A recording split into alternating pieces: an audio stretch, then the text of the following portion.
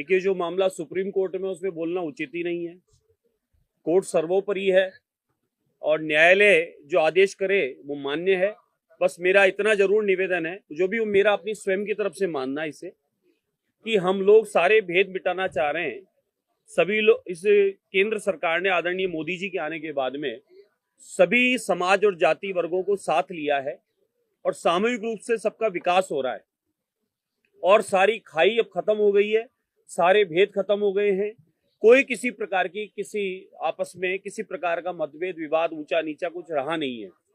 मेरा मानना है कि अब समान रूप से सबको जब अधिकार मिल चुका है, समान रूप से सब हम लोग इस देश के विकास के साथ हैं, तो अब किसी प्रकार का इस प्रकार का कोई मतभेद न हो, उसके लिए उचित है। साथ ही जो कोर्ट में मामला चला गया है, तो कोर्ट का जो फैसला होगा वो मान्य होगा, इंतजार करना चाहिए। सम्माननीय न्यायालय जो भी आदेश देगा उसके बाद आगे चर्चा करनी चाहिए। आज आपने विषय उठाया है लाउड स्पीकर्स को लेकर कि शहर में जो लाउड स्पीकर्स लगे हुए हैं उनको लेकर आपने विषय उठाया।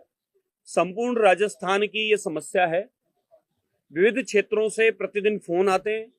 बहुत सारी माताओं बहनों के पत्र मेरी विधानसभा कार्यालय पे लिखे रखे हैं और उनका ये कहना है कि जो शहर में गिनती के लोग जो बच गए हैं, क्या हम लोग भी पलायन कर जाएं, क्या हम भी शहर छोड़कर चले जाएं, अन्यथा हमारे बच्चों की जो अध्ययन में बाधा आ रही है, जो बड़े बूढ़े बुजुर्ग बीमार पड़े हैं, या हम लोगों को 5 टाइम बिना हमारी मर्जी के हमें सुनना पड़ रहा है, वो हम सुनते रहें।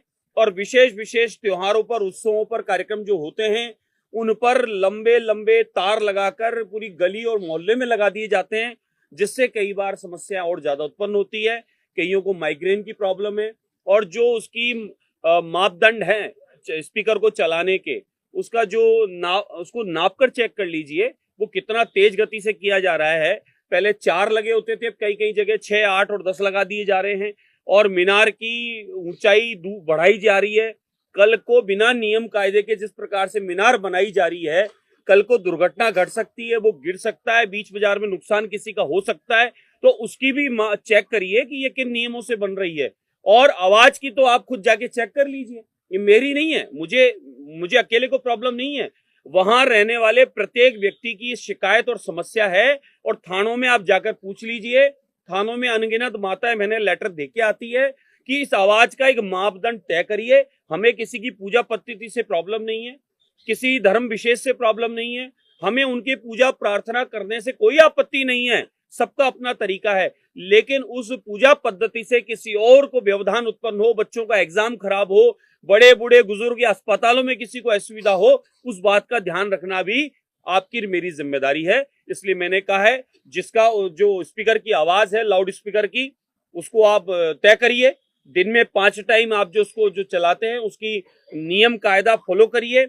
आवाज की जो गति होनी चाहिए, तेजी होनी चाहिए, उसके आवाज का जो मीटर है नाप कर वो चेक कर लीजिए। अगर उसकी आवाज जिस तरीके से बढ़ती जा रही है तो मानता हूं शहर में जो लोग रह रहे हैं वो और आगे तेज गति से जाएंगे, अशांति का वातावरण होगा और वो लोग शहर छोड़ देंगे, वो हमारे लिए ठीक नहीं है।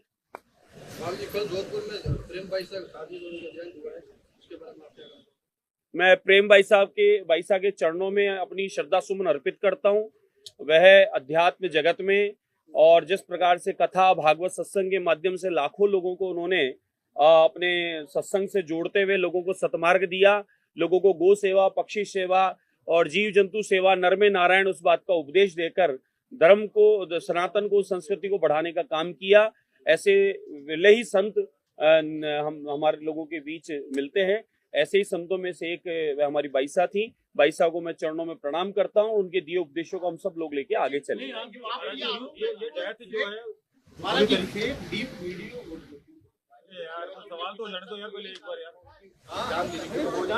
मुझे इस बात की कोई जानकारी नहीं, नहीं मैंने कोई इस प्रकार के कभी वीडियो देख पाया हूं, क्योंकि मैंने तो सोशल मीडिया से कभी कभार उनका कोई सत्संग जो आ जाता है किसी तरह से, वो जरूर मैंने सुना है।